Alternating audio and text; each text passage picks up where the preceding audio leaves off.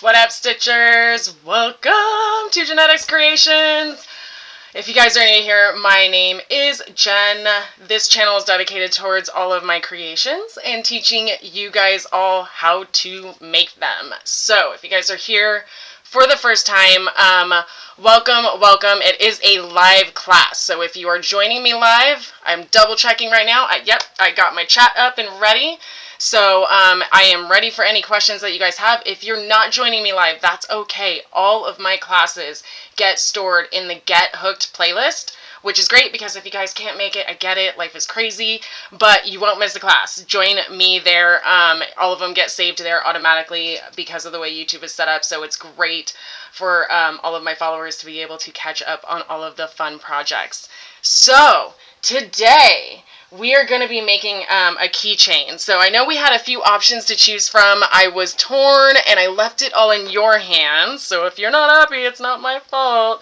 But we had a couple options. We were deciding between the feather stitch headband and the keychains, which are made with the thermal stitch. So the votes that I got were for the keychain. So the feather stitch headband, it doesn't mean it's going away. It just means it's going to have to go to another class. So we'll set that aside. If you guys are sad, feel free to let me know in the chat, and I'll definitely prioritize it for one of the next classes if that's what you were hoping for. Don't worry. I will get you all taken care of eventually. But these are the keychains. As you can see, I make them with a ton of different colors. Why? Because this is one of my favorite scrap busting projects out there ever. So you just need to have on hand several of these keychains. But aside from that, you're literally just taking small amounts of yarn. Like the one I'm using today, guys, it's like a really tiny leftover scrap of yarn. So you don't need much, and it creates a nice, we're going to go for a wrist. So we're going to definitely go for the size of a wristband, but you can also make it long and do the lanyard style right there. So I see a couple people have joined. Welcome. I'm glad you guys could make it. Let me know where you're in the chat. Let me know where you guys are actually joining me from. I'd love to get to know where everyone's at. But we're going to be jumping into the thermal keychain. What do you guys need to gather? Not much. I am using a small crochet hook. The only reason I went with a smaller one than what I typically do is I was trying to get some of these stitches to show up a little bit tighter. It's not necessary. You guys can literally use whatever hook you are using just for this purpose of learning today's stitch. And if you don't have key rings, either A, go grab your keys and crochet yourself a nice little treat, and I'll give you time to go grab them. But if not, don't worry, I'm going to show you guys how to get started in another way so that if you want to use this stitch in a different way, you are set up and ready to go. So I've got a few different ways that we're going to work today's project together, but pick your poison early. You can do it on a keychain, on your own set of keys, or just a standalone project that we're going to be working on, but you're going to want to grab that. I also have crochet hook for reference. The one I'm using today is a size G. Like I said, I'm trying to go a little bit tighter on this one, but if you guys don't have a size G, just use whatever you have. I promise you, it doesn't impact the stitch. It's just obviously going to make it a little bit more condensed or tight or looser and loopy. That is a technical term, loopy, trust me it is. I don't know if you really need yarn needles for this one. You're only going to be weaving in two things at the end, and I do kind of combine them so you can do it both at the same time. But if you are going to, the ones that I have in the chat are these metal ones, and I say it all the time, but guys, if you guys are crocheting, you're going to want the metal ones, not just the plastic ones, and I can show you why. The plastic ones at work, no worries, I'm so glad you can make it. So yeah, keep listening and definitely save the link for later if you want to practice later. But yes, I got you in the chat. Guys, keep commenting, and as we go, if you have questions or need me to re-demonstrate, that's what the chat's there for. I really want to make this class something that you guys all benefit from. That's why I started doing live instead of just pre-recorded. So this is all for you. But like I said, if you're ever doing needles, you may want to opt for the metal ones instead of the plastic ones if you do a lot of buttons. The plastic ones are great. They are easier to get yarn in. I'm not going to even sit there and argue that plain simple factor, but they do give a little and I have broken a few. Let's just leave it at that. But if you're using buttons, these metal ones, the ones that I have in the links in the description, they will go through the eye of a button. So if you are someone that does incorporate buttons on your projects, you're going to want to grab those. They were only like $5 or $6, okay? They are affiliate links. You guys know the drill with those. I don't have to sit there and walk you through it. Yarn hooks. I get a lot of questions around yarn hooks. The most common ones that I see a lot are going to be, I don't know how it's pronounced. It's B-O-Y-E or tapered, but boye or tapered style. They are not my favorite. A lot of people get these. They are great. They are everywhere. They are the most common ones you're going to find. The only reason I'm not a fan is you'll notice that the spot where the yarn goes, and if you're super new, I'll definitely show you. I keep forgetting. I have some new and some veterans with me. But the spot that the yarn grabs, it's not very deep, and that can allow you to drop the yarn as you are crocheting. So if you're trying to get that rhythm, at least for me, when I try to go for that rhythm and really start cooking on my project, those hooks just don't work. So what do I recommend?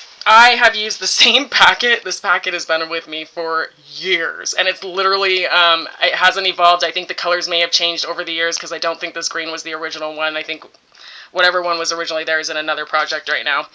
But the Susan Bates ones are my favorite, and just to show you for reference, the spot that grabs the yarn, it's just a little bit deeper, so it's easier to stay on, and I can get a rhythm faster without worrying about dropping my yarn throughout my project. So this link, these were only about like $9.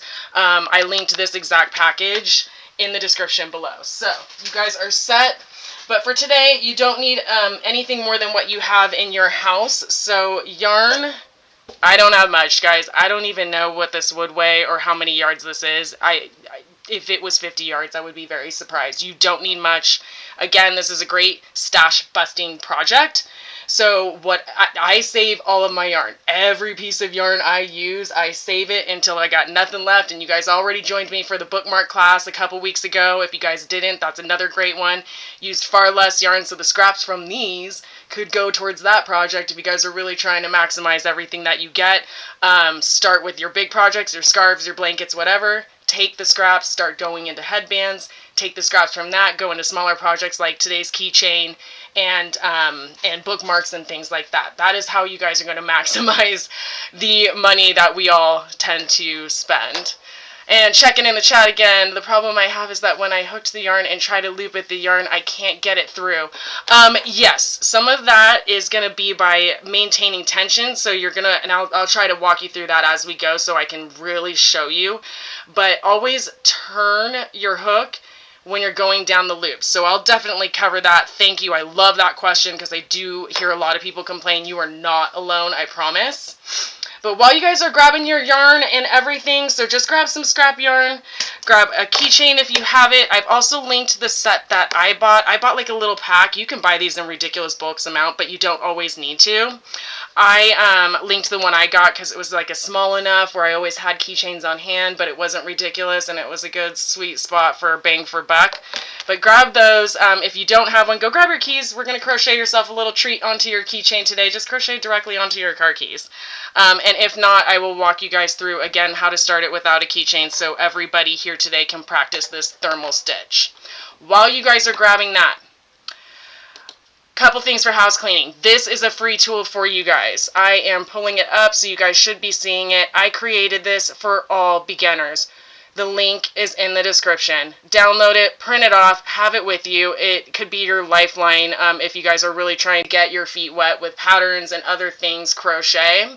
First off, my link, everything on how to get in touch with me, follow me, or any of the stuff that you need from me is there. You guys can email me questions, pictures, whatever. The way to get in touch with me is all in that QR code. But here is your cheat sheet. Crochet can sound like a different language. I say it all the time. And if you guys have dabbled in crochet and gotten overwhelmed very quickly, I promise you the reason why is because it is like learning a different language. But it doesn't have to be hard. I try to spell it all out, and I'll even try to teach you using a lot of the same language that you're going to find in patterns so that when it comes to going back, you know, outside of class and going on your own projects and venturing out there, you can start finding that you're able to take on more and venture more. So a lot of abbreviations here. Print this off. You're going to want this kind of like at your side as you are going through patterns and whatnot. But there's also crochet diagrams. Excuse me. A lot of people don't know that crochet is also, that you can find patterns in diagrams, and I'll tell you, I find a lot more free crochet diagrams than I do patterns that are written out. And Jen, if you're here, I know you've even said this, a lot of people find that once you learn how to read crochet diagrams, it can be easier. Because you can get lost in the words when it comes to single crochet and next stitch, skip the next stitch. It can get overwhelming. It can get really wordy really fast. I write patterns, trust me, I know. And it can get really lost in translation. But sometimes the diagrams can open up a lot of doors for you. So that right there is free to you. I've already shown you the thermal stitch projects I have, but I do want to show you a few other ways that people have used this stitch. And let's face it, these images up close are far better than sometimes what I can show you through the camera and whatnot. So this is really awesome. Take a look. This is great. We're going to actually be working, it's kind of like your rows are overlapping, and you'll see when we start diving into the second or third row. But the reason people love this stitch so much is because of how thick it is. So it's really good for washcloths. It's very good for headbands. I haven't done it for headbands. I think I should, because that one would be really good. If you guys are doing purses, I think I saw, yeah, purses right here. It's thicker. It's still going to stretch. It's still going to give, but it's going to feel like it's going to hold up. Face scrubbies. I've also seen them done as the straps themselves if you guys are using the straps. So it's a great stitch to have in your arsenal if you guys are using them for hot pads. Make sure you pay attention to what yarn you should be using. Acrylic and polyester do not handle extreme heat very well. So make sure you start going into your cottons. Make sure it's 100% cotton if you're using it for things like that, or a more durable form of yarn if you're using it for hot plates. If you're using it for everything else, guys, by all means, have at it.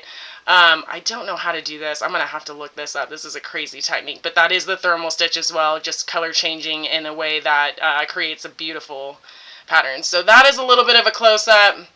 Let me go ahead and get rid of this so we can dive right in. Hopefully you guys have grabbed your yarn, your hooks, and your water. Drink your water. I am trying to be so much better at drinking water, which I'm going to take my sip now, and we're going to get started. Alright, guys. So I have my keychain. We're going to start with this version first. If you guys are going to start without a keychain, hold tight. Just give me a few seconds to get everyone else started, and then I'll get you guys started on how to start this without a keychain. We're going to go directly into the keychain itself. So think of this as your magic ring. God, we love the magic ring, don't we?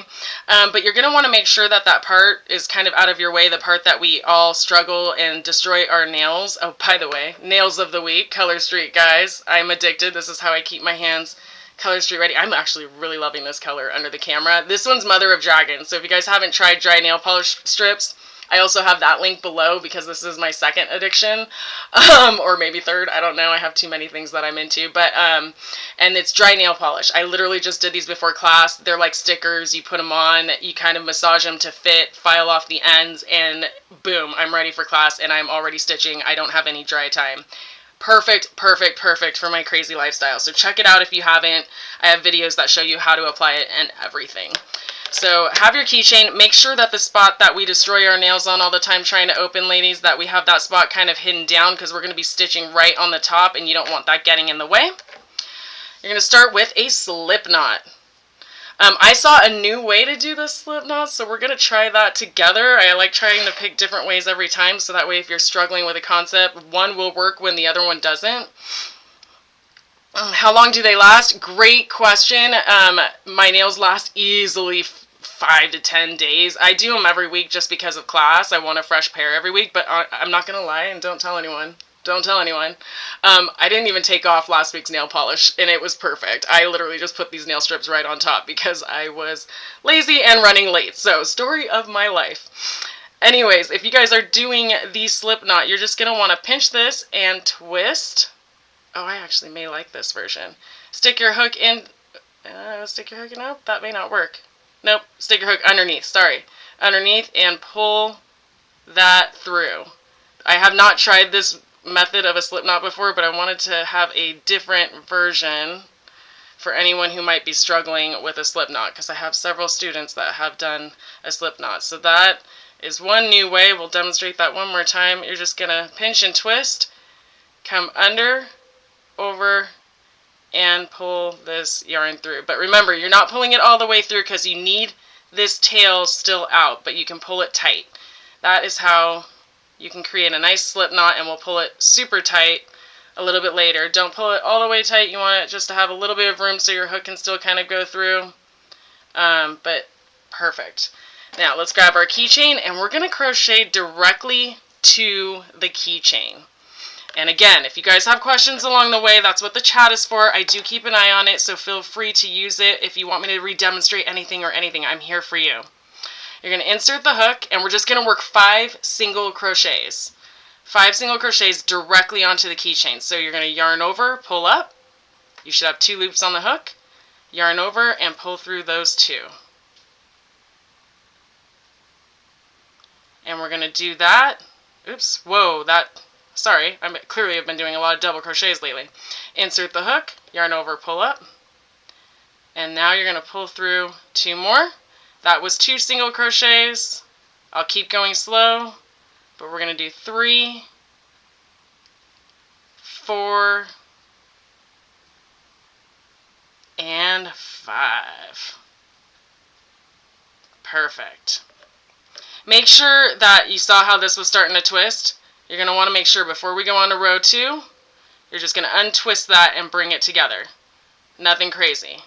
And if you guys have keys in the way, I am so sorry, but I wish I could send all of this stuff to you guys before the class so you would have exactly what we have. But now you're going to go ahead and chain 1. Now, this is a technique we haven't full-on practiced today, or in class, is the back loops, front loops only. I have a whole video that explains back loops, front loops, both loops, and why you're going to want to pull them differently. But long story short, it just creates different looks, even though we're doing the exact same stitch. Check it out. It's in my tutorials. It's a good one, but we're going to be working in the back loops for this next row. So you're going to skip that first chain. That's just a turning chain that gives us space to start the next row, and into the back loop. So you've got this braid. Let me use my high-tech pointer here. You've got this braid. You're going to want to ignore, this is the front loop. This is the back loop. And if you wanted to do both loops for other items, you would be grabbing both. For this one, you want to only grab that back loop. So we're going to do that together. Let me get all set up again. So you've done your 5 on the key ring directly, you've chained 1, and you've turned. Make sure everything is not twisted. And let's go into that first single crochet and back loop only, and you're going to do 1 more row of single crochets all the way across. This is what sets you up for the thermal stitch, these first 2 rows. And so you're just inserting the hook, yarn over, pull up 1, yarn over, pull up 2. That's how it's written out. If you ever search a stitch and you say, how do I do a single crochet? It'll say insert hook, yarn over, pull up 1, yarn over, pull up 2. And don't forget that last one, we should have 5 across. Great news. This is going to be one of the easiest counting projects you've probably ever done. Chain 1 at the end because we need space to turn. Now we're going to start the thermal part of the stitch. This is where it changes just a little bit, but the mechanics are the exact same as the single crochet. The only difference is we're going to be working, there's my dog knocking over stuff, sorry. We're going to be working in all the 2 different loops at the same time. So if you guys can see, I've hit the end, I've chained 1. Technically you would turn and work back this way. But you're going to want to kind of keep this side facing up so you can see both sets of loops. So hold it like that. And then you're going to go, I'll do it with the pointer first because I know that's easier once I get the hook in the way. Everybody can't see. So let me bring my camera just a little bit closer because Lord knows you guys are probably on your mobile phones and stuff, and the last thing you guys want to do is not be able to see what's going on here. So what we're going to do is we're going to work in the back loop only, and we're also going to grab the free loop that's underneath. This is the unused loops. Those are those front loops that we did not grab. So you're going to grab the back loop of this and then the loops that were not used from the previous row. So let's do that together. And you're just going to insert the hook into that one as well as that one. And you're going to treat that as you're pulling up one. You're going to pull up both of those loops. You should have 2 loops left on the hook. And you're going to pull up those 2 remaining hooks. Don't worry, we're going to be getting a lot of practice. So if that was a lot, don't worry, I'm literally going into the next stitch right now. And we will keep going together. So just make sure you're paying attention to where you're going in. You want to have 5 going across, but the next loops we're going to grab are going to be right there. And then after that, you're going to be grabbing right there. Hopefully that is all coming through. If I go too close, it won't refocus, so we're going to go right there. So we'll just keep going. That was 1. We're going to do 5 across. So you're going to go insert into both of those loops, working that single crochet into as such. I currently only have... Yeah, any size is good for this project. Thank you for the question. Good. I went over it a little bit in the beginning, but really whatever hook you guys have is good for this project as long as it doesn't like kind of mess with your yarn. Technically speaking, this is not the right one for this yarn. This yarn usually calls for like a J or an I. I'm doing a much smaller one. I'm doing a G just because I was trying to make the stitches intentionally tighter. So, that is what goes there. If you end up not liking how tight it is, just when you do get time, go get a bigger hook and retry this with the bigger hook, and then it'll just feel a little bit more... this first one is hard to hold in a way that you guys can see, but then you can experiment with feeling what this stitch feels like in a more loose, airy feel. That's what it'll do if you get a bigger hook. Sorry, I'm trying to pick the words, and it was a little bit weird. Alright, this last one.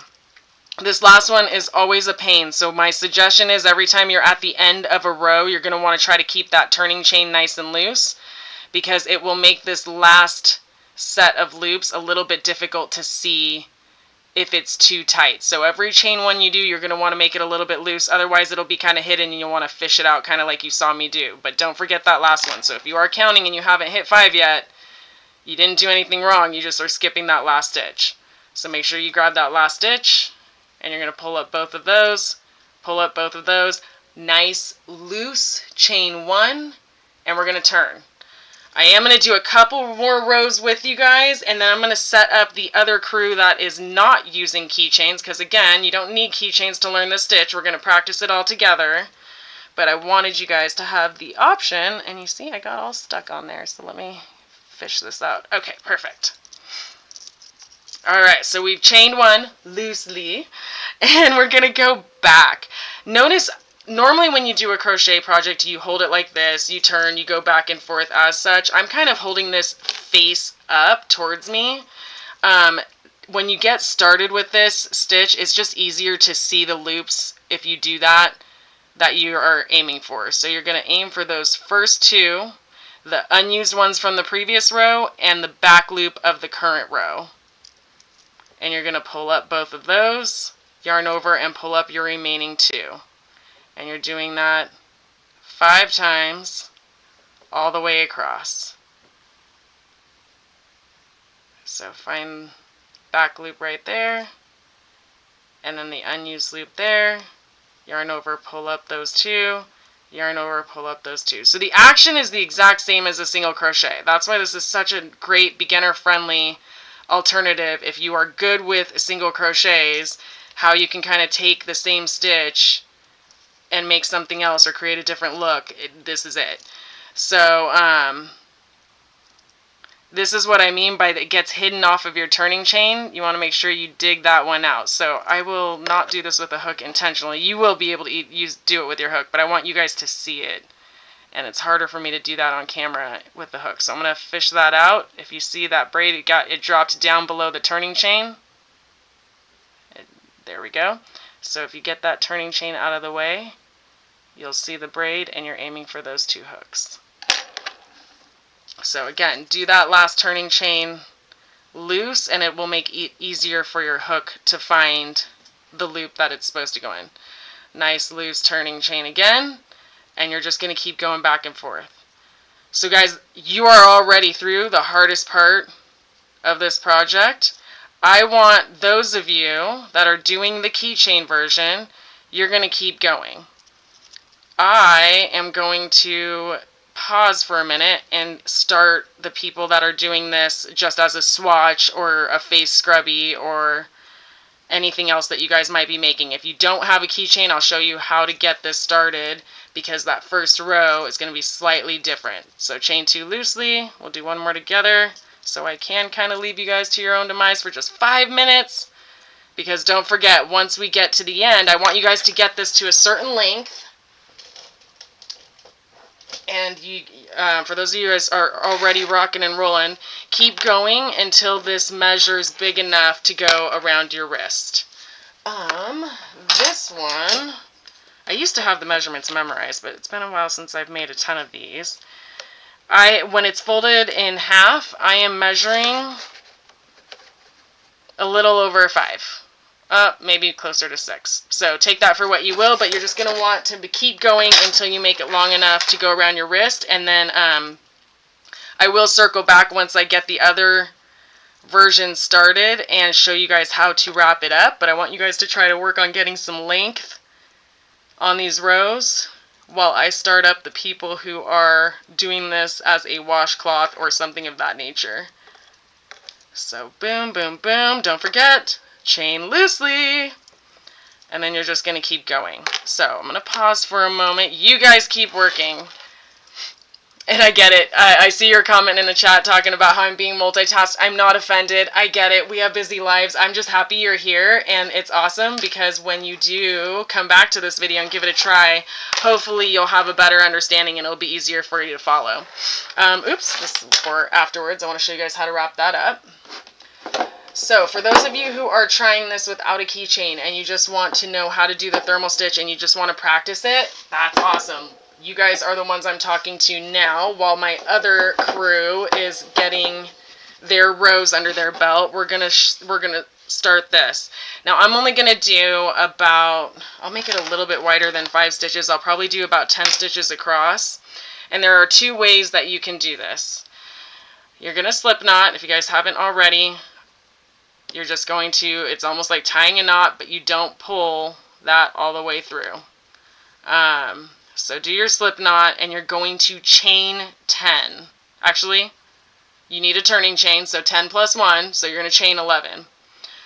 1, 2, 3, 4, 5, 6, 7, 8, 9, 10, and 11. Now your first row is going to be skipping that turning chain and doing 10 single crochets across. A lot of people just aim for this back loop right here. That's okay. If that's your preference, go ahead. What I've seen a lot of people do, and I tend to like this, is I will turn my chain facing down and I will grab that bump. And I can show you why once we're done with the very first row. But that's what I'm going to be crocheting into. So whichever you guys pick to do first, or however you guys want to pick to do your single crochets, by all means, this is your project. Do what you feel comfortable with. I just wanted to explain why you're seeing something that maybe you haven't seen before. Again, that first row is just single crocheting. So that's nothing different than just inserting the hook, pull up 1, pull up 2. I see a few new people joining me. Welcome, welcome. I have the chat up. If you guys have questions as we go, please, please, please throw the chats in there. I am more than happy to respond. I am here for you guys. That's why I do live classes. I want you guys to get the most out of it. So whatever works for you. If you're joining me afterwards, I do personally respond to all the comments. So just the same, comment below. I will get back to you.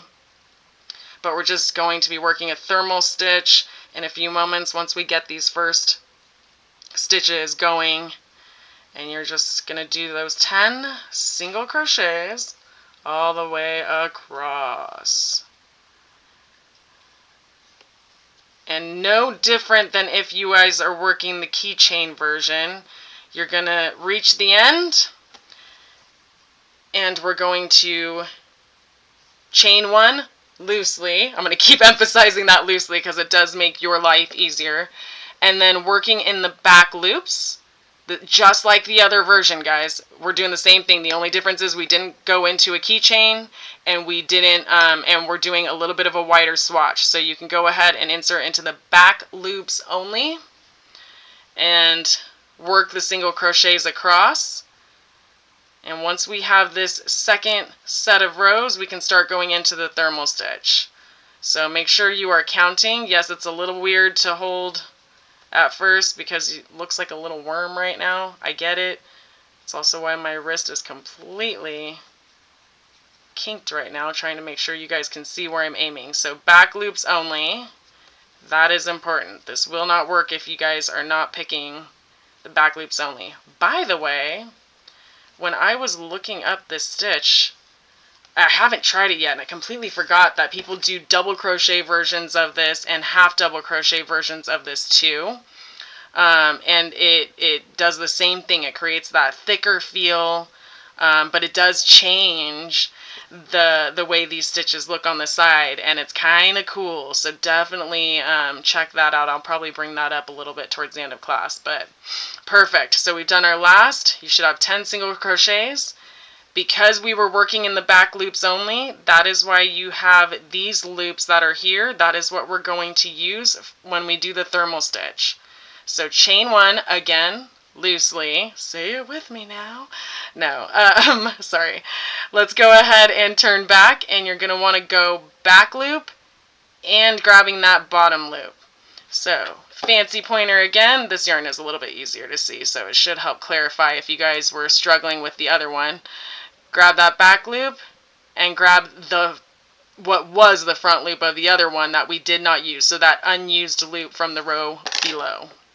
So you're technically working in 2 rows at the same time. So grab that, insert, yarn over. Now this is where it's still a single crochet, but technically if I'm teaching you guys the correct lingo, yarn over, you're going to pull up 2 loops, yarn over, pull up 2 loops.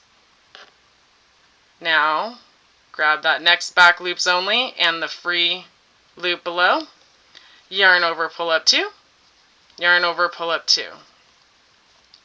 Hopefully you guys are getting the concept here.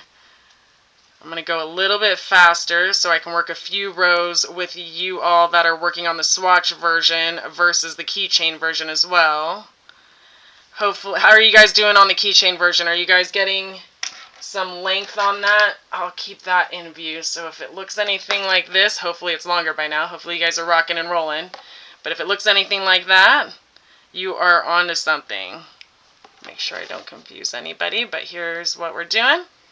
But let me know how you guys are doing, or if you guys have any questions. If you want me to re-demonstrate, that is what I am here for. How about I don't block your view with the yarn?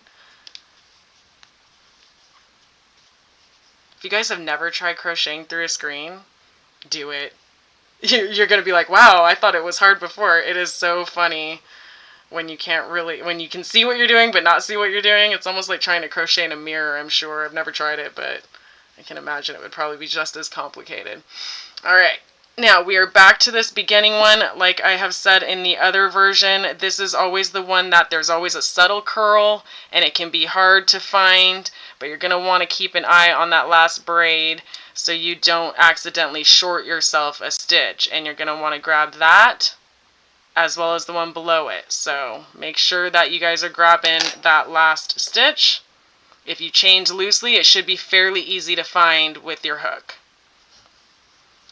And then again, we are at the end of the row now, so you're going to chain one loosely, and we're going to turn. I'll go ahead and work a couple more rows with you guys so we can see what this ultimately looks like.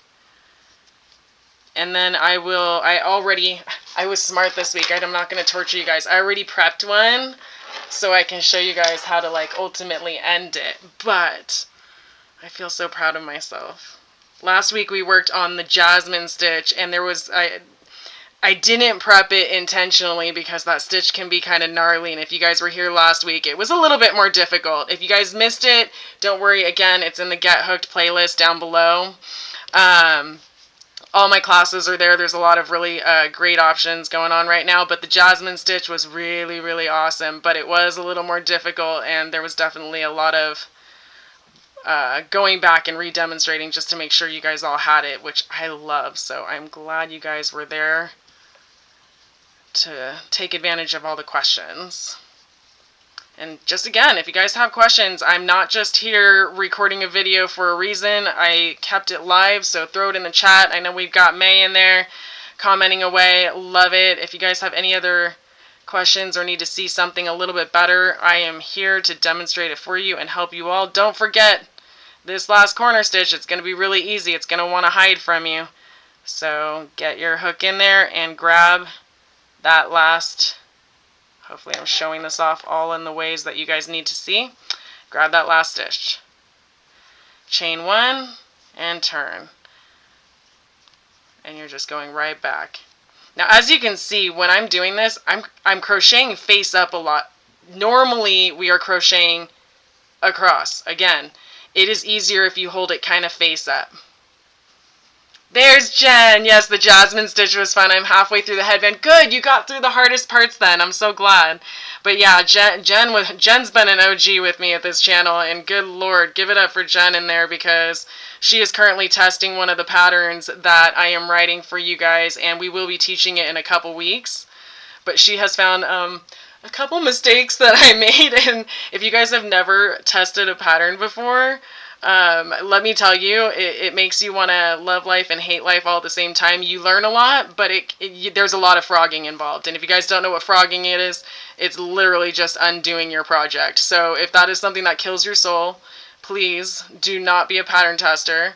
But if you like having patterns that you never have to frog, everyone put a thank you in the chat because Jen is literally a baller right now because she is doing that for me to make sure that the patterns that I sell are top notch. And if you guys want to take a look at my patterns, all of that is in the Etsy link. It is in my links in the description. I'm going to do a couple more rows just because I want you guys to really see what this ends up looking like. But yeah, so all of that is in the description. And I sell my patterns. If you guys are interested in being a pattern tester, let me know too. I know they are hard to find, and Jen probably is out there going, yeah, I can see why, because it is hard, guys. What we do with crochet, it is not a quick process. It definitely takes time, and when you're dedicating time to work through someone else's head and combine that with stitching and everything that we do as crochet artists, it's gnarly. It's gnarly. Alright. So I've done a few rows now. I've clearly gotten tighter as we went along, but as you can see, the side, it looks a lot like a single crochet, but hopefully you now have enough under your belt where you're feeling the difference in how thick it is. Now, I'll show you with the ones I finished. I'll pull it, let's see, this one's an acrylic yarn, and I'm only going to show you because I kind of want to doesn't figure it out. Thank you, Genetics. I will be watching this video tonight. I'm so glad. I'm so glad. And please subscribe because I do weekly classes. I'm going to keep this going. Maybe even start voting on what classes you would like because I really am making this for you guys. So if you have something that you really want me to teach, throw it in the comments or email me, whatever works. I'm so glad you joined. Thank you. All right, for those of you who are sticking around. Okay, so here's how it looks with acrylic yarn. As you can tell, it is just... it's acrylic, it's fuzzy, but I mean, it still stretches, so you're still going to have some give, but it's not going to be, for reference, this is a feather stitch, it's not going to give as much, so it's a little bit thicker. That's why when you learn what stitches are good for what projects, you're going to start really taking your crochet game to the next level. This one's cotton. The cotton has far less give, so if you guys, now it's technically a cotton blend, but if you guys are doing the cotton version for the hot plates, you're going to notice that doesn't have a lot of give. That's just because cotton yarn doesn't have a whole lot of elasticity. This one I think was a polyester blend. It was actually a baby yarn. I can't tell you how much yarn I use for things that they're not intended for, but score, they work. I actually love it. So you should notice that it's a thicker stitch, and it's definitely Still got a little bit of elasticity, but not a whole lot. Alright, so how's everyone doing? Do you guys have a good strap? Maybe you don't have the full length that you need, but you're ready to kind of start wrapping it up and see, okay, Jen, now what do I do? How do I finish? You guys kind of getting the hang of it? Here, I'll do a couple more with you guys on this keychain one so I can really show you guys how it looks. This one I think is a cotton blend yarn as well. It actually might be 100% cotton. It looks like the Premier yarn.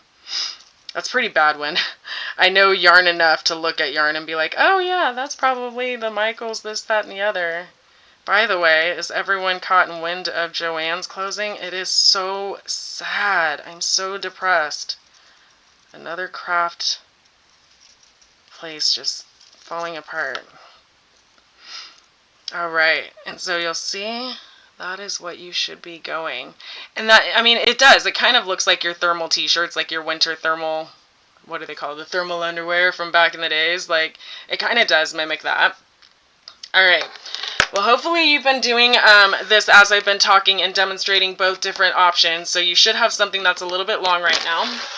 You don't need it to be super long, and if you guys, obviously, I know you're probably not crocheting as fast, so you may actually be like, oh, I don't have it long enough. That's cool. You still may want to practice finishing it off, and then you can always frog it and then come back to it and finish it. But you ultimately are going for something this long, or in the case of what I'm doing here, this one is going to be the lanyard style. So it is drastically long, but I wanted to bring it to show you guys how you're going to finish with that last row. So I tend to think about 10 steps ahead, which is sometimes a good thing. It's also sometimes a bad thing. But why am I bringing this up? I hate weaving in ends. So if I can do it less than I have to, I will. So I try to make sure that the last row I do is going to go across and end up on the same side as this, so that I can only weave in the ends together once versus having to do it twice. So that means my last row before I do the final row, so the last row of thermal stitches needs to end over here. Then I'm going to do one finishing row going this way. Then we're going to fold it over and we're going to sew it together. So if that's too much for you to comprehend, that sounds really rude, but if that's too much to like really wrap your head around, don't worry about it. It's not a game changer. It's just, it helps me skip one step, and if I can help anyone out there who's kind of like me and feels the need to skip steps compulsively, I want to kind of help you out. So I'm at that end. I've done my final thermal stitch. We're technically doing one more for the finishing row. The only difference is I don't want to leave this unfinished set of loops behind. So for this last row, and this is the last row before we bring it over and join it together, we're going to be going through 3 different loops. So hopefully you guys can bear with me and see here. I'll use my pointer to show you what loops we're going to be grabbing, and you're just going to be working the stitch, the exact same stitch we've been doing, but instead this is what we've been grabbing, right? I want you to grab both loops on the top. Let me pull that out of the way. I want you to grab both loops on the top and that free one. And then we're going to be working the single crochet back all the same. So let's do it together. You've chained one, still loosely. Well, I guess it doesn't matter as much now because you're not going to be going back. And you're going to be grabbing these 2 loops. And then you're going to go back to that bottom one and grab that. Now, if I'm giving you instructions the proper way, yarn over, pull up those 3 loops, then yarn over and pull up the remaining 2. Now we've got 5 more, and I'm going to be doing them all with you, so if that was a little too fast, I got you. We're going to do it again. Sip of water if you haven't. I will be your reminder. Alright, here we go again. You're going to grab the 2 loops on top, so this is called working in both loops, but you're also going to grab that loop, the free loop, from the row below. Yarn over, pull up those 3 loops, yarn over, pull up 2. Let's do that all the way across. You're going to do that 5 times. And then there we go. Grab those 3. Oops, hold on, I snagged. Oh, speaking of snags, I know May's probably at work, but as you'll notice, when I bring this down, I'm turning. I apply a little bit of tension away, so kind of pulling away from my fingers. That it doesn't have to be a lot. It's just like so subtle, but that is how I avoid. I'm always kind of pushing with my thumb. This thumb, I'm always pushing that way, and that's how I tend to avoid snagging yarn. So you turn the hook, use the thumb on the pressure point, and that's how you can avoid snagging the yarn when you pull it. Hopefully that helps a few of you, because I know that snagging yarn is, they call it splitting yarn or whatever. It's very common, and especially with the Susan Bates hooks, because that little section is a little bit sharper than the Boyer ones. I hope I'm saying that right. I've been butchering it, if not, on so many videos. But you can see that the tip, hold on, come on. The tip on those hooks, one of them is much sharper on this part than this one. This one's a little bit more rounded. Some people swear that these are better for beginners. I personally disagree, but I'm just letting you know what I've heard, read, seen, in case you are struggling with different things than I am. At least you can try something different, and hopefully that'll help you guys get through it all. So, perfect. We've done our 5. You'll see there are no free loops. Whoops. There are no free loops on this one because we've grabbed the front and back. And now we are going to not chain 1 because there's no reason for us to do any future rows. Leave a decently long tail. It doesn't have to be ridiculous. I'm probably being ridiculous, but we're going to want to leave a little bit of a long tail because that I'm going to use to connect everything. So feel free to cut it. Notice my hook is still on there. How do I fasten off if I've never fastened off before? I got you. You're going to pull. You're just going to chain 1 and pull it all the way through. Perfect. So now grab your yarn needles. And I'll pick that one. And this is how we're bringing it all together. So I'm going to fold this and see how this is what I meant by trying to make it so that both of these are on the same side. Otherwise I have to sew with one and then still go back through and weave in the end, and I'm addicted to efficiency. I just don't want to if I don't have to. Although I did not make that beginning tail very long, so that might be problematic. We will find out. Shove the yarn in there. And once you guys have it all threaded and ready to start sewing, that's literally what we're going to do to bring this together. Now, if you guys don't have a yarn needle, you can technically use a crochet hook, and you can pull the yarn through and pull the yarn through to get these together. So there is an option. It is just far easier with a yarn needle. So bring them together.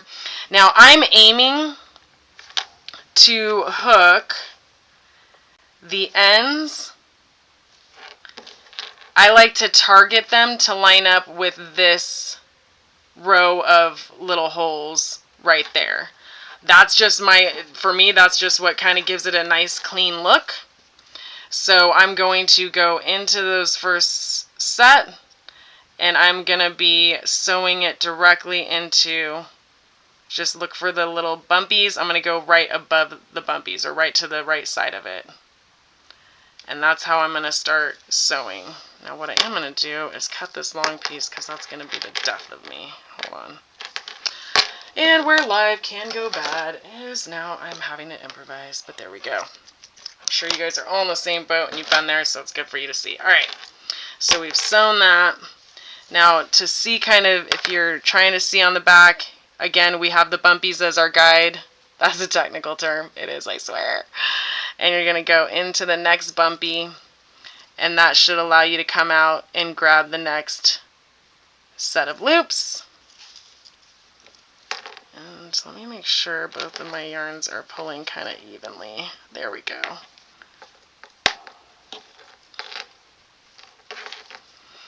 And then we're going to go back, and let me separate this so you can see. I'm grabbing the top loops. And there's my bumpies. I'm going into the next spot above the bumpies. Is everyone else going to be like going about their day talking about bumpies now? There we go. It's coming together, guys. When you flip it on the back side, again, you're looking for those bumpies, which might be starting to get hidden just because of the fact that we're bringing it together. That's okay. But right there, we're looking for the next gap right there. And you're coming through, but before you pull it all the way through, grab the top two loops and pull it through. And you should be grabbing the last set of loops now.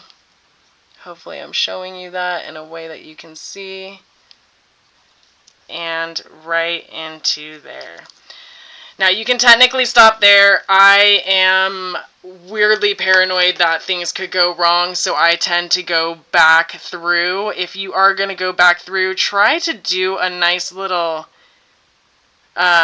stitch right here. Not stitch, but go through and join the ends a little bit tighter. It just helps everything look way more finished. So you're going to grab those two side sets of bars right there and pull through, and then I just go right back and I try to aim. You're not going to hit it specifically, but you can even just start finding your own spot. But I try to aim for the natural gaps between the stitches, and that's just so that you're not creating more texture than you already have. You're letting the stitch stand as the piece of texture.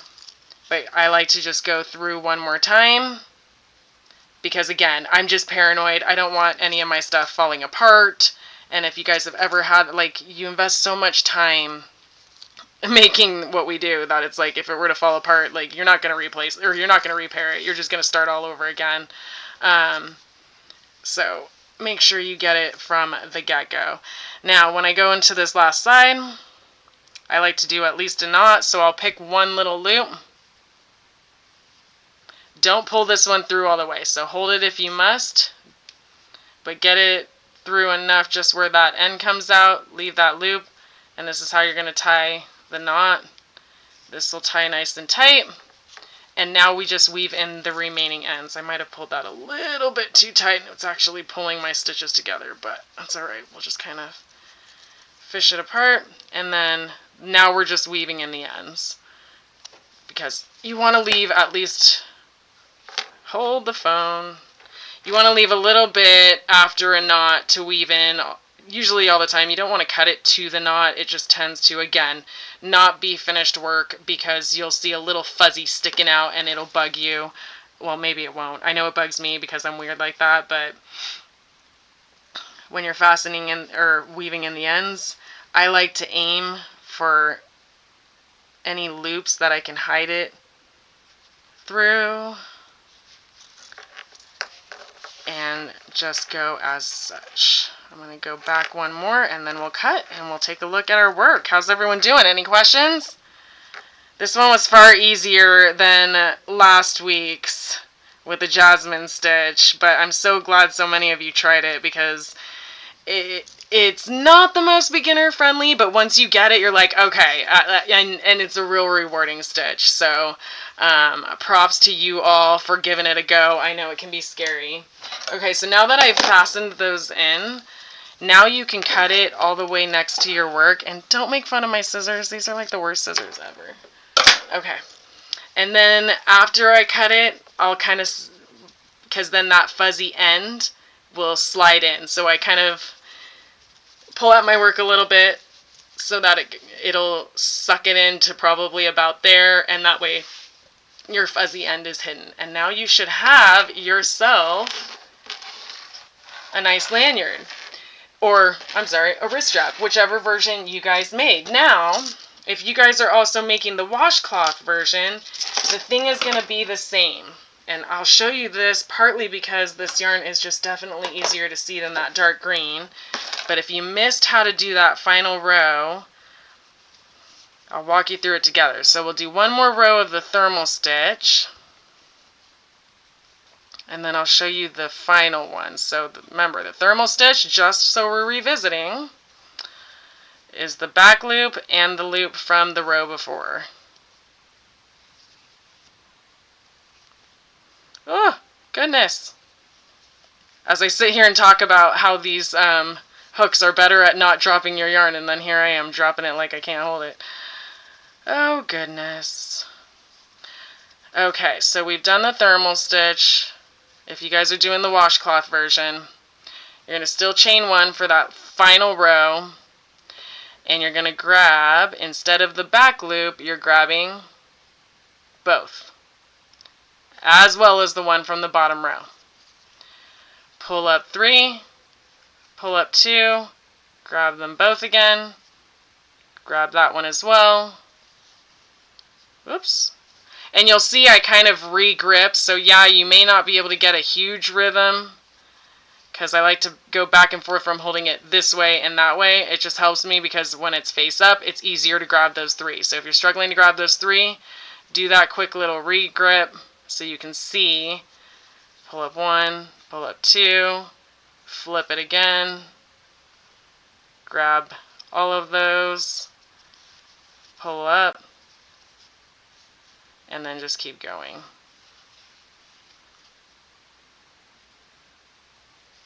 Lots of different ways. But the good news is, if you guys are doing the version that I'm doing right now and not the keychain, you guys are just maybe making a face scrubby or a washcloth or something, now that you've done that final row, and as you can see, when you do the final row picking up both loops, you will not have any unused loops on either side. So that's what's nice about working the final row that way. But if you're doing this version, you don't need to sew it together or anything. You're literally just going to cut, pull this all the way through, and weave in your ends, and you guys are good to go. All right. So that is the thermal stitch. I am sticking around for any questions you guys have, but I am going to reiterate a few things. If you guys stick around to the end, this class is, I am now learning a little bit more about YouTube, and this class will redirect you to the next scheduled class. I don't know what I'm teaching next week, but I think I'm going to leave it up for you viewers again. I have tossed around this feather stitch headband. This might be next week's class, but I'm also wrapping up one of my scarves if Jen survives her testing with me. Again, if you guys haven't given a shout out to Jen, she's been testing my patterns and she deserves a real big round of applause. So throw that in the chat, make her day, because she has been finding all of my boo-boos. It helps me create the best products for you guys. So those patterns are available for sale on my Etsy shop. Those links are down there. Hopefully you guys are enjoying your keychains, and I'll see you next week, Thursday. This is our first Thursday class. I'm thinking Thursday will avoid the rescheduling as much because it should work better with my son's sports year-round. So I'll see you next week, Thursday. If you guys have any input on classes, throw that in the comments as well. Any other last-minute questions, feel free to throw them in there. Otherwise, I will see you next week. I'm going to keep stitching while you guys do your thing, just so I can give a few people. If you guys are heading out for the day, go ahead and throw a keep stitching on there and encourage other classmates to go ahead and keep stitching. I love it. Thank you all for being here. Thank you all for getting hooked with me. And hopefully you guys enjoyed.